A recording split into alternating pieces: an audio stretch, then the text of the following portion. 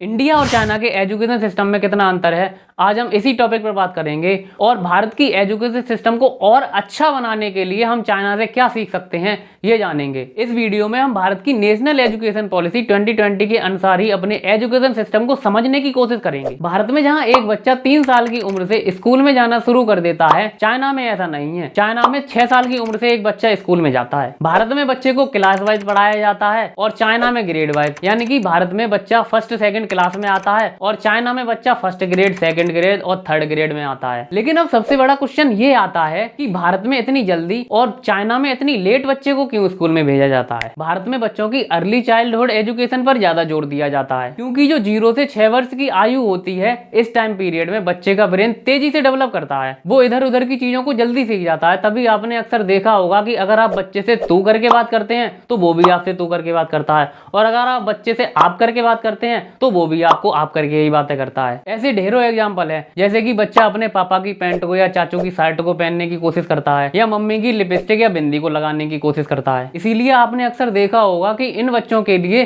Play school बनाया जाता है, जिसमें ये नंबर सिस्टम और अल्फाबेट को खेल खेल में सीख जाते हैं। यहाँ पर इनकी पढ़ाई खेल खेल में होती है और बचपन से ही इनके बेस को स्ट्रॉन्ग किया जाता है। ये सेम एज के बच्चों के साथ रहते हैं और उन्हें देख देख कर या कर करके सीख जाते हैं, जिससे इनकी सोशल स्किल भी इंप्रूव होती है। अब वहीं दूसरी ओर अगर हम चाइना की बात करें तो चाइना बच्चों की अर्ली चाइल्डहुड एजुकेशन सिस्टम जैसी चीजों पर विश्वास नहीं करता है। उसका कहना है कि बच्चे 6 साल की उम्र के बाद ही मेंटली और फिजिकली फॉर्मल एजुकेशन के लिए प्रिपेयर होते हैं। उसका कहना भी सही है, तो हम उसकी बातों को गलत थोड़ी ना ठहरा रहे हैं। हम भी तो यही कह रहे हैं कि फॉर्मल एजुकेशन के लिए बच्चे 6 साल की उम्र के बाद ही प्रिपेयर होते हैं, लेकिन उनका बेस स्ट्रॉन्ग करने के लिए उन्हें प्ले स्कूल में भेजा जाता है। ऐसा नहीं है कि चाइना में 3-4 साल के बच्चों को पढ़ाने पर रोक है, वहां पर भी इन बच्चों के लिए किंडरगार्टन स्कूल है, लेकिन वो चाइना की एजुकेशन सिस्टम का हिस्सा नहीं है। एनईपी 2020 के अनुसार भारत के एजुकेशन सिस्टम को 5+3+3+4 में बांटा गया है। भारत में स्कूली पढ़ाई 12th तक होती है, तो चाइना में 14th तक होती है, और इसके बाद दोनों ही कंट्रीज में बच्चे ग्रेजुएशन और पोस्ट ग्रेजुएशन के लिए अप्लाई करते हैं। चाइना में ग्रेजुएशन को शाओशी शिउमी बोला जाता है और पोस्ट ग्रेजुएशन को शाओशी शिउबी बोला जाता है। हो सकता है प्रोनाउंसिएशन थोड़ा गलत हो गया हो। इंडिया में स्कूलों का टाइम लगभग सुबह 8 बजे से 1:30 बजे तक होता है, यानी कि मैक्सिमम 5 से 5.5 घंटे। वहीं चाइना में लगभग 8 घंटों का होता है। इंडिया में लंच का टाइम 20 से 25 मिनट का होता है, वहीं चाइना में करीब 1 घंटे का होता है। चाइना के बहुत से स्कूल तो ऐसे हैं जिसमें बच्चों के सोने की व्यवस्था है और वहां पर सोने के लिए उन्हें टाइम भी दिया जाता है। हमारे यहाँ पर केवल सुबह सुबह प्रेयर के टाइम पर ही वार्म अप कराया जाता है, लेकिन चाइना में 2 बार होता है। पहला तो सुबह होता है और फिर दोपहर में होता है, और सोने के लिए भी उन्हें टाइम इसीलिए दिया जाता है जिससे कि जो पढ़ाया गया है वो उनके दिमाग में आसानी से सेव हो जाए। लेकिन इंडिया में ऐसा सोने होने का सिस्टम कुछ नहीं है, और ना ही 2 बार वार्म अप कराया जाता है। चाइना के एजुकेशन सिस्टम में एकेडमिक स्टडी पर कम जोर दिया जाता है और वोकेशनल स्टडी पर ज्यादा जोर दिया जाता है। वहीं हमारे यहाँ पर उल्टा चलता है। लेकिन एनईपी 2020 के अनुसार क्लास 6 से ये चीजें अब भारत की एजुकेशन सिस्टम में भी इंप्लीमेंट की गई हैं, और इसमें एकेडमिक एजुकेशन के साथ साथ वोकेशनल एजुकेशन पर भी जोर दिया गया है। वोकेशनल एजुकेशन का अर्थ होता है ऐसी एजुकेशन जिसका यूज करके स्टूडेंट अपने इंटरेस्ट के हिसाब से अपने करियर को चुन सकते हैं, जैसे कि उन्हें किस काम में रुचि है, या वो आगे क्या करना चाहते हैं, क्या वो जॉब करना चाहते हैं या फिर वो अपना बिजनेस करना चाहते हैं। अगर जॉब करना चाहते हैं तो कौन सी कैटेगरी वाला जॉब करना चाहते हैं, और अगर बिजनेस करना चाहते हैं तो कौन सी कैटेगरी वाला बिजनेस करना चाहते हैं। वहां पर स्कूलों में ऐसी व्यवस्था होती है कि स्कूल में खेलों को खिलाया जाता है, तो इससे जिसका इंटरेस्ट अगर स्पोर्ट्स में है तो वो स्पोर्ट्स में जा सकता है, और कौन से कैटेगरी का स्पोर्ट्स उसे अच्छा लगता है वो उस स्पोर्ट्स को चूज कर सकता है। वहीं अगर हम एकेडमिक एजुकेशन की बात करें तो academic education science, math, physics, chemistry, SST, English, Hindi, इन सब्जेक्ट्स पर जोर देती है, और साथ ही साथ इनके अलावा और सब्जेक्ट हैं उन सब्जेक्ट्स पर जोर देती है। और जोर ही नहीं देती, हमारी एजुकेशन सिस्टम को ऐसे बनाया गया है कि उसके केवल रटने पर जोर दिया जाता है। और आप सभी को तो पता है कि रटंत विद्या फलंत नाही। वोकेशनल और एकेडमिक दोनों ही एजुकेशन का अपनी अपनी जगह पर एक बहुत महत्वपूर्ण स्थान है, लेकिन अगर चाइना को देखें तो फिर ऐसा ही लगता है कि वोकेशनल एजुकेशन थोड़ी सी बेटर है एकेडमिक एजुकेशन से, क्योंकि वोकेशनल एजुकेशन लेने के बाद अनएम्प्लॉयमेंट की समस्या थोड़ी कम हो जाती है। आपको स्कूल टाइम में ही ऐसी स्किल सिखा दी जाती है जिससे कि आप बड़े होने के बाद अपना खर्चा खुद उठा सको। और वोकेशनल एजुकेशन की कमी की वजह से ही भारत में आज अनएम्प्लॉयमेंट बढ़ता जा रहा है। जिस तरह भारत में गवर्नमेंट स्कूलों के साथ साथ प्राइवेट स्कूल भी हैं, उसी तरह चाइना में भी गवर्नमेंट स्कूलों के साथ साथ प्राइवेट स्कूल हैं, और दोनों ही कंट्रीज में प्राइवेट स्कूल्स की फीस बहुत हाई है। अगर चाइना के प्राइवेट स्कूल्स की फीस आई है तो उससे वहां पर रहने वाले लोगों की लाइफ पर कोई मेजर इंपैक्ट नहीं पड़ने वाला, क्योंकि वहां का पर कैपिटा इनकम भी तो हाई है। चाइना और इंडिया के प्राइवेट स्कूल्स की बात करें तो दोनों की प्रायोरिटी अलग अलग है। इंडिया के स्कूल जहां बच्चों के होल डेवलपमेंट पर जोर देते हैं, वहीं चाइना के स्कूल केवल उन्हें मशीन बनाने पर जोर देते हैं और उनके साथ ऐसा ही बिहेव करते हैं। वहां के बच्चों के दिमाग को मॉनिटर करने के लिए उनके सिर पर एक हेड गियर पहनाया जाता है। जब तक बच्चा स्कूल में होता है तब तक उसके दिमाग को मॉनिटर किया जाता है, जिससे पता चलता है कि बच्चा क्या सोच रहा है और बच्चा पढ़ाई पर ध्यान दे रहा है कि नहीं दे रहा है। अगर बच्चा पढ़ाई पर ध्यान नहीं दे रहा है तो क्यों नहीं दे रहा है, उसकी थॉट प्रोसेस क्या है, उसे समझ में आ भी रहा है कि नहीं समझ में आ रहा है। और ये सब एक्टिविटी उसके हेड गियर में रिकॉर्ड होती है, फिर कंप्यूटर में भेज दी जाती है, जिससे कि टीचर के पास पहुंच जाती है और टीचर बच्चे के पेरेंट्स के साथ इस चीज को शेयर करते हैं। तो ये चीज तो चाइना की बहुत ज्यादा खराब है कि बच्चों को पल पल पे मॉनिटर किया जाता है, जिससे कि उनकी प्राइवेसी का हनन होता है और उनके दिमाग पर एक बुरा प्रभाव पड़ता है। इससे तो बस यही पता चलता है कि चाइना अपने बच्चों को एक रोबोट की तरह तैयार कर रहा है। चाइना के गवर्नमेंट स्कूल भारत के गवर्नमेंट स्कूल से अच्छे हैं। चाइना के गांव-गांव में भी जो गवर्नमेंट स्कूल है वहां पर लगभग हर एक चीज उपलब्ध होती है, लेकिन भारत में ऐसा नहीं है। और वहां की एक बात और ज्यादा इंपॉर्टेंट है कि वहां पर एजुकेशन सेक्टर में किसी को भी रिजर्वेशन नहीं दिया जाता है जिस तरह भारत में दिया जाता है। तो अगर अब कंक्लूजन पर आए तो कंक्लूजन ये है कि भारत की एजुकेशन सिस्टम को सुधारने के लिए गवर्नमेंट स्कूल को और अच्छा बनाना पड़ेगा, उनकी कंडीशन को सुधारना पड़ेगा और जितनी जल्दी हो सके NEP 2020 को भारत के हर एक स्कूल में इंप्लीमेंट किया जाए। आपको क्या लगता है कि भारत के एजुकेशन सिस्टम में और क्या नया इंप्लीमेंट किया जा सकता है, उसे कमेंट करके बताना। और आपका इस वीडियो को लास्ट तक देखने के लिए बहुत बहुत धन्यवाद। जय हिंद, जय भारत।